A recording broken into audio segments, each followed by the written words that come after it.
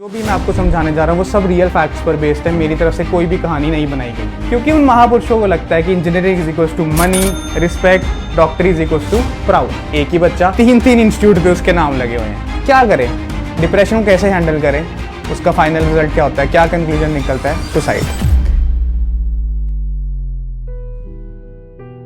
नमस्कार दोस्तों, मैं मुकुल एक बार फिर से स्वागत करता हूं आप सबका मैथ कोर पर। आशा करता हूं आप सब लोग बहुत ही ज़्यादा बढ़िया होंगे। तो इसी के साथ शुरू करेंगे आज का लेक्चर। आज हम मैथ्स नहीं पढ़ेंगे, पर करेंगे कुछ ऐसी बातें जिसका सीधा संबंध है आपकी लाइफ के साथ। हो सकता है मेरी बातें सुनकर आप भी हो जाएं आश्चर्यजनक, तो वीडियो को एंड तक जरूर देखिएगा, कुछ भी मत स्किप करें। आज हम जो भी पढ़ने जा रहे हैं, जो भी मैं आपको समझाने जा रहा हूँ, वो सब रियल फैक्ट्स पर बेस्ड है। मेरी तरफ से कोई भी कहानी नहीं बनाई गई है। जैसे कि आपको पता है आज का दौर काफ़ी तेज़ी से भाग रहा है, तो जिसमें हर बच्चा, हर पेरेंट्स चाहता है कि हमारा बच्चा अच्छे से अच्छा करे, जिसके कारण वो उसकी एजुकेशन में लाखों रुपए इन्वेस्ट करते हैं ताकि इन फ्यूचर वो अच्छे से अच्छा उसका रिटर्न ले पाए। तो इसी के बीच चलते चलते हमारे कुछ लाखों बच्चे, उनके पेरेंट्स या कई महापुरुषों के दिमाग में आता है इंजीनियरिंग, IAS या फिर डॉक्टरी, क्योंकि उन महापुरुषों को लगता है कि engineering is equals to money, respect, doctor is equals to proud. IAS वाला सेक्शन हम बाद में डिस्कस करेंगे, पहले हम बात करेंगे इंजीनियरिंग की और डॉक्टरी की। जैसे कि आपको पता है हमारे भारत देश में एक सुंदर सा राज्य है राजस्थान, जिसमें एक शहर है कोटा। हाँ, वही कोटा, सही समझ रहे हैं, वही कोटा जहाँ पे मास प्रोडक्शन होती है इंजीनियर्स की और इन तरह के डॉक्टर्स की। अब ये बात है सन 1983 की, जहाँ पे बंसल क्लासेस ने शुरू किया था JEE एस्पिरेंट्स को उनके मुकाम तक लेके जाने की कोशिश। वो काफ़ी टाइम अच्छा ग्रो करते रहे, पर कहते हैं ना, अगर एक ही दुकान चल पड़े तो सामने वाला सोचता है हम भी सेम दुकान खोलते हैं और अपना काम चलाते हैं। तो सन 1983 से आज 2024 तक कोटा में लगभग 146 इंस्टीट्यूशंस खुल चुके हैं इंजीनियरिंग के लिए और डॉक्टरी के लिए। पर दुकान तो खोल ली, वैसा क्वालिटी, वैसा कंटेंट नहीं लेके आ पाए। पर हमारे आजकल के पेरेंट्स को लगता है कि बच्चे को कोटा भेजे और उसको इंजीनियरिंग या डॉक्टरी करवा ही दे, उसको इंजीनियरिंग बना ही दे। पर क्या है इसके पीछे के रियल फैक्ट्स, क्या है इसके पीछे की डीप रियलिटी, वो मैं तुम्हें बताऊंगा पॉइंट वाइज। अब सबसे पहला पॉइंट आता है शफलिंग ऑफ बैचेस। जैसे ही आप कोटा में जाते हैं, किसी भी इंस्टीट्यूट में एनरोल करते हैं, वो आपका लेते हैं टेस्ट, जिस बेसिस पे आपको बैचेस मिलते हैं। फॉर एग्जांपल A1 से लेके A10 तक। अब बैचेस देने में कोई प्रॉब्लम नहीं है, क्योंकि जितने ज्यादा बच्चे उतने ज्यादा बैचेस। पर होता क्या है, जितने लोअर बैचेस में आपको एनरोल करा जाता है, वहां उतने ही टीचर्स की क्वालिटी कम होती है। यानी कि वो सोचते हैं कि बच्चे यहाँ पे सिर्फ मेंस ही करेंगे, मेंस के क्वेश्चंस ही करेंगे, यहाँ उन्हें जो प्रैक्टिस शीट्स दी जाती है उसका इतना लेवल नहीं होता। अब ये जो शफलिंग होती है वो एक बार ही नहीं होती, हर 2-3 मंथ्स के बाद शफलिंग होती रहती है। मान लो मेरा किसी टीचर के साथ कनेक्ट बैठ गया या मेरे को उसका समझ आ रहा है, पर शफलिंग के बाद फिर वो टीचर चेंज, फिर नई प्रॉब्लम, फिर वो मुझे नई चीजें फेस करनी पड़ेंगी। तो ये शफलिंग और बैचेस सबसे बड़ा प्रॉब्लम है कोटा के इंस्टीट्यूट। नेक्स्ट पॉइंट आता है हमारा पोचिंग ऑफ टीचर्स। अब इंस्टीट्यूट वाले क्या करते हैं, अगर कोई ने अच्छा टीचर दिख जाए, उसको पुराने इंस्टीट्यूट से खींच लेंगे, अच्छी सैलरीज देंगे, अच्छी फैसिलिटीज देंगे। या फिर कोई टीचर अगर अच्छा पढ़ा रहा है तो वो अपना इंस्टीट्यूट खोल लेगा। अब जहाँ से वो टीचर छोड़ के आएगा, उस इंस्टीट्यूट को लॉस तो होगा ही, पर बच्चों को ज़्यादा लॉस होता है। इंस्टीट्यूट को सिर्फ प्रॉफिट से मतलब है, बच्चों से कोई भी मतलब नहीं है। अब सिर्फ कोचिंग टीचर्स की नहीं होती, कोचिंग बच्चों की भी होती है। इंस्टीट्यूट का हमेशा नज़र रहती है टॉपर्स पर, क्योंकि टॉपर्स ही इनके इंस्टीट्यूट की जान होती है, वही रैंक्स ला के देंगे, उन्हीं के कारण इनके इंस्टीट्यूट में ज़्यादा से ज़्यादा एडमिशन्स होंगी। अब जैसे इनको कोई टॉपर दिखता है, उसको अपनी तरफ खींचने की कोशिश करेंगे, उससे कोई फीस नहीं लेंगे, उसे अच्छा अपार्टमेंट देंगे। वो बच्चा मेंस देने से पहले ही लखपति बन चुका होता है। इस तरह से ये स्कैम चलता है कोटा में। अब उसके बाद क्या करते हैं, अगर मान लो कोई इन्हें टॉपर दिख गया ना, वो अलग इंस्टीट्यूट में भी ज्वाइन हो जाएगा। वो कैसे, वो इंस्टीट्यूट वाले कहेंगे कि आपको हम ऑनलाइन प्रोग्राम दे देंगे, आपको पेपर देने नहीं आने। अदर इंस्टीट्यूट से क्या कहेगा, उसे डिस्टेंस प्रोग्राम दे देगा, अदर इंस्टीट्यूट से क्लासरूम प्रोग्राम दे देगा। इस तरह से इनका स्कैम चलता ही रहता है। अब तुमने कई बार देखा होगा कि एक ही बैनर में एक ही जगह पे एक बच्चे की फोटो लगी है, फिर दूसरे बैनर में सेम फोटो लगी है। इस तरह से स्कैम चलता रहता है और पेरेंट्स और बच्चे इस बात के लिए अनअवेयर रहते हैं। उनको नहीं पता ये क्या चीजें चल रही हैं। एक ही बच्चा तीन इंस्टीट्यूट पे उसके नाम लगे हुए हैं। ये भी एक बहुत खतरनाक चीज है कोटा की। अब हमारा नेक्स्ट पॉइंट आता है साइबर कैफे एडिक्शन।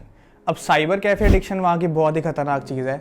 वहाँ पे जमावड़ा लगा हुआ है साइबर कैफे एडिक्शंस का।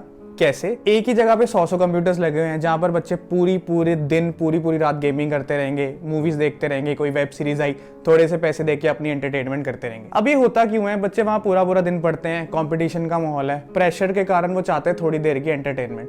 तो वो चाहते हैं कि थोड़ी देर के लिए मैं बाहर जाऊँ, गेमिंग करूँ, पर वो थोड़ी देर करके वो पूरा दिन वहाँ पे अपना स्पेंड कर देते हैं, जिससे उनके दिमाग और उनकी पढ़ाई पे बहुत इफेक्ट होती है। पेरेंट्स से दूर है, उनको नहीं पता चलता कि कब टाइम चला गया। उनको होता है कि थोड़ी देर गेमिंग कर ली, थोड़ा फन ले लिया, थोड़ा एंटरटेनमेंट ले लिया तो सही है, पर ये बहुत बड़ी प्रॉब्लम है कोटा की, साइबर कैफे एडिक्शन।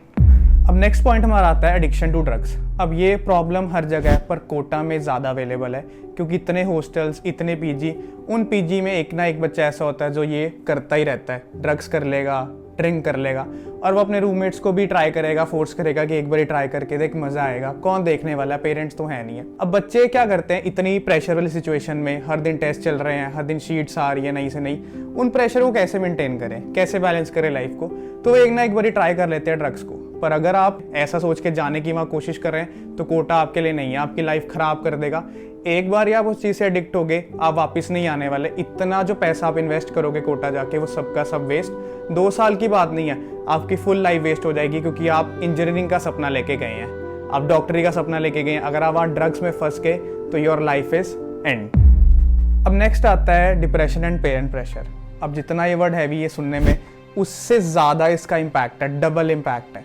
अब तुम्हें पता है वहाँ लाखों बच्चे प्रेपरेशन कर रहे हैं, इतना प्रेशर है, ऐसी सिचुएशन बन जाती है, रोज़ टेस्ट सीरीज़ है, पेरेंट्स को कॉल जाएगी, रिपोर्ट्स आएंगी, पेरेंट तुम्हें फ़ोन करेंगे, क्या कर रहा है वहाँ जा, कितने पैसे इन्वेस्ट कर रहे हैं, पढ़ क्यों नहीं रहा, वापस आ जा। अब बच्चे क्या करें, डिप्रेशन को कैसे हैंडल करें, उसका फाइनल रिजल्ट क्या होता है, क्या कंक्लूजन निकलता है, सुसाइड। अभी तक 2024 में 9 बच्चों ने सुसाइड कर लिया एंड मैनी मोर काउंटिंग। ये सुसाइड वाला केस थमने का नाम नहीं लेता। सोचिए 16, 17, 18 साल के बच्चे और सुसाइड कर रहे हैं। कई बार तो लेटर में लिख देते हैं मम्मी पापा यही लास्ट ऑप्शन था। आपके रोंगटे खड़े हो जाएंगे ऐसी बातें सुनकर कि इतनी छोटी उम्र में सुसाइड, क्या यही ऑप्शन था। अब कोटा की जर्नी में एक ना एक बार आपको डिप्रेशन आने ही वाला है, हर बच्चा उस चीज़ से गुजरने वाला है, आपको मेंटली ब्रेक करेगा ही करेगा। आपको स्ट्रांग रहना, अगर आप कोटा की जर्नी हैंडल कर लेते हैं तो बहुत बढ़िया चीज़ है।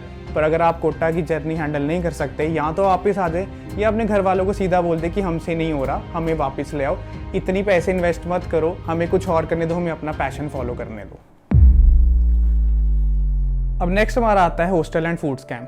अब ये क्या चीज़ है, जैसे आप हॉस्टल में एंट्री लेंगे ना, आपको वो दिखाएंगे कि फुली फर्निश्ड रूम है, AC रूम्स हैं, वहाँ पे स्टडी टेबल्स हैं। मेस में जाएंगे, दिखाएंगे कि हर वीकेंड स्पेशल फूड सर्व होता है। पर जैसे ही 1-2 हफ्ते निकलेंगे ना, खाना बेकार, AC बंद। वो सिर्फ और सिर्फ पेरेंट्स को दिखाने वाली चीज़ें करते हैं। अब आप ये सोच रहे हैं कि कोटा जाए ना जाए, पैसे लगाएं ना लगाएं, वर्थ है या कि नहीं। पर आपको एक चीज़ मैं ये बताऊं, कोटा जाके आपको फुल फ्रीडम मिलता है। ग्रो करेंगे या डिप्रेशन में आएंगे, चॉइस आपकी है। अगर आपका IIT नहीं भी निकलता तो बहुत सारी अप्रोचेज़ हैं ज्वाइन करने के लिए। IIT नहीं निकला तो ये मतलब नहीं कि सुसाइड करनी। अब वहाँ जाकर क्या चीज़ें आपको करनी है, क्या चीज़ें आपको सावधान रहना है, वो होता है कि आपको कंसिस्टेंटली पढ़ाई करनी है, शीट सॉल्व करनी है, अपने डाउट्स क्लियर करवाने हैं टीचर से, ड्रग्स नहीं करना। अगर कभी भी लो फील करे तो अपने पेरेंट्स को कॉल करो, उन्हें इग्नोर मत करो, थोड़ी सी गेम्स खेलो, आउटडोर गेम्स, फिजिकल गेम्स। इस तरह से आप कोटा को सर्वाइव कर जाएंगे। एक बार जो कोटा सर्वाइव कर गया, उसकी नेचर बहुत स्ट्रांग हो जाती है। सो ये थी आज की वीडियो। अगर आपको अच्छी लगी तो प्लीज़ सब्सक्राइब करें चैनल को, और अपना क्या इस पर राय है प्लीज़ कमेंट बॉक्स में ज़रूर बताएं। नमस्कार।